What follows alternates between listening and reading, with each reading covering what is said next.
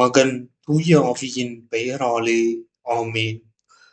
தம் பிள்ளையோ மாடோ கிணற்றில் விழுந்தால் ஓய்வு நாள் என்றாலும் அதனை தூக்கிவிட மாட்டாரா? லூக்கா எழுதிய நற்செய்தியிலிருந்து வாசகம்.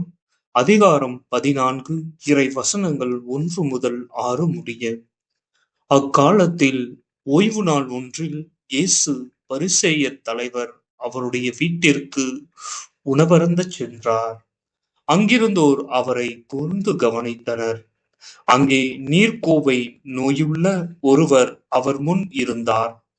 இயேசு திருச்சட்ட அறிஞரையும் பரிசேயரையும் பார்த்து, ஓய்வு நாளில் குணப்படுத்துவது முறையா இல்லையா என்று கேட்டார். அதற்கு அமைதியாய் இருந்தனர். இயேசு அவரது கையை பிடித்து அவரை நலமாக்கி அனுப்பிவிட்டார். பிறகு அவரை நோக்கி, உங்களுள் ஒருவர் தம் பிள்ளையையோ மாடையோ கிணற்றில் விழுந்தால் ஓய்வு நாள் என்றாலும் அதனை உடனே தூக்கிவிட மாட்டாரா என்று கேட்டார். அதற்கு பதில் சொல்ல அவர்களால் இயலவில்லை. இது ஆண்டவரின் அருள்வாக்கு. இறைவா, உமக்கு நன்றி.